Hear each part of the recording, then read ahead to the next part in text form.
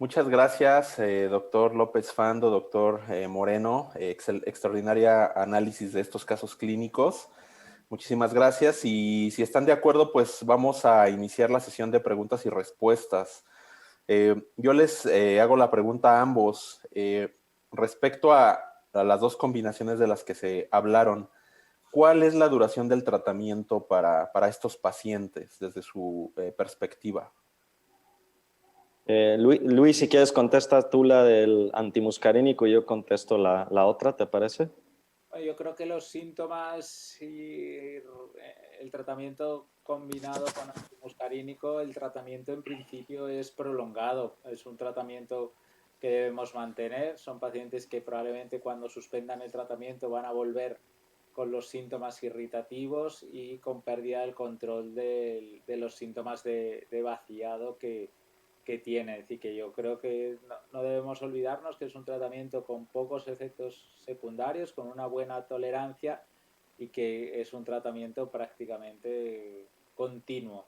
No debemos pautarlo ni plantear una expectativa de una duración de tratamiento y que luego van a recuperar prácticamente igual, aunque haya que modificarlo a lo largo del tiempo. Correcto, y creo que en esto hay que ir analizando cómo va sintiéndose el paciente y ir analizando para también identificar, porque eventualmente pudiese progresar la enfermedad.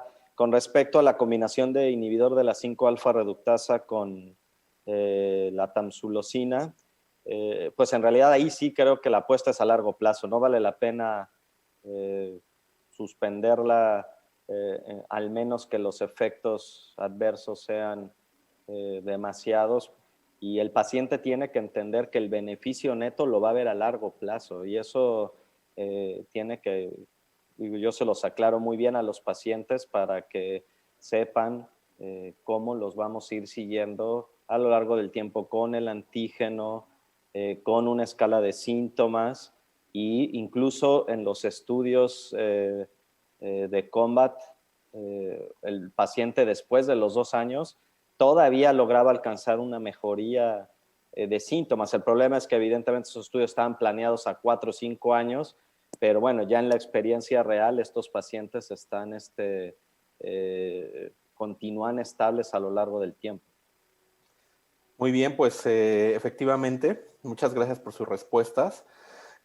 Tengo otra pregunta por acá para el doctor López Fando. ¿Qué seguimiento da a sus pacientes con la combinación de alfa bloqueador más antimuscarínico, doctor López Fando?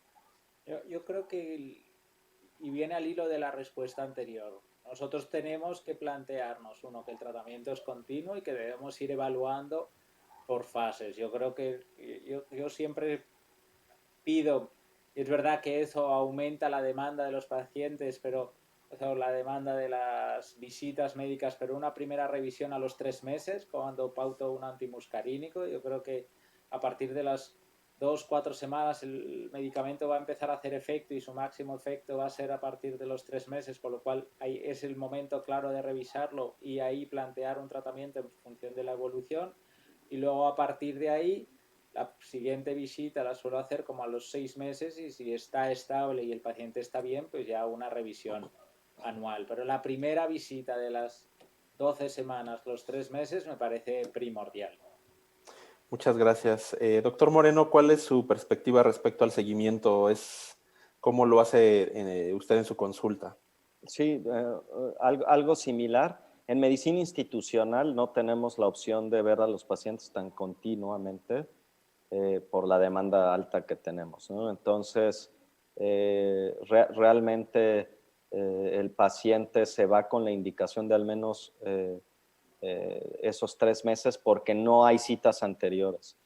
Afuera puede ser que al paciente sí le pido que me regale una llamada telefónica al menos al mes para sentirse atendido, para ver cómo va evolucionando. Al paciente que todavía no está tan contento podría ser una buena opción ahí en el caso de los que estamos con algún antimuscarínico, solo agregar, aumentar la dosis si es que no se considera tan contento con el control de los síntomas del almacenamiento.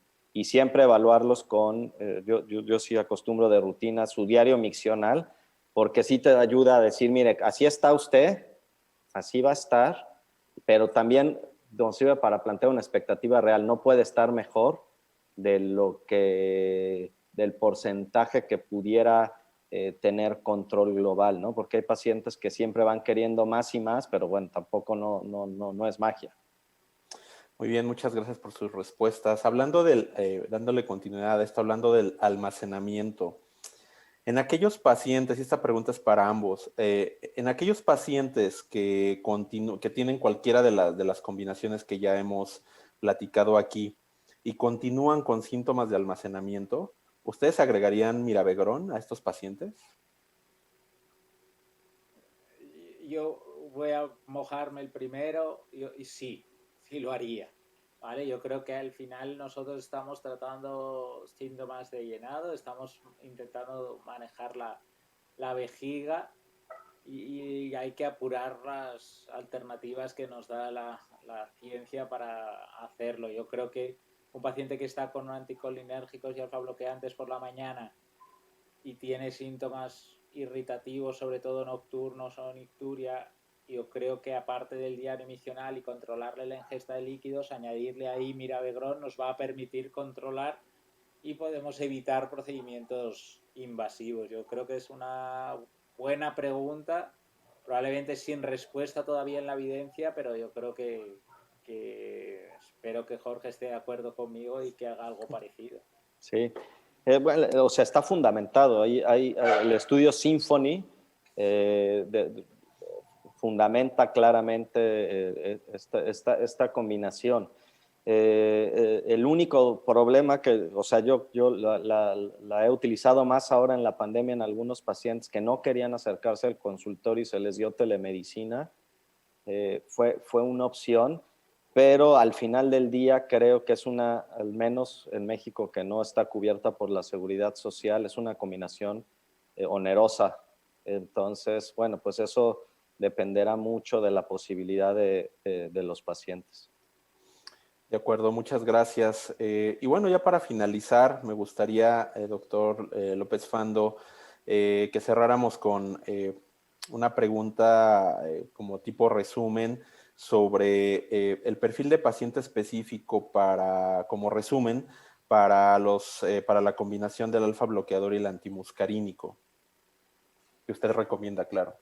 Y viendo que hay una pregunta también de la audiencia sobre los síntomas irritativos y COVID, yo creo que esto está cada vez más de moda. Yo creo que es una de las cosas que se describió primero en esta pandemia y que ya hay artículos que afirman que estos tipos de pacientes ahora mismo los pacientes afectados por coronavirus han tenido tanto síntomas irritativos como síntomas de almacenamiento. Nosotros tenemos que manejar claramente los síntomas y diferenciar claramente qué tipo de paciente tenemos y cómo tenemos que manejarlos.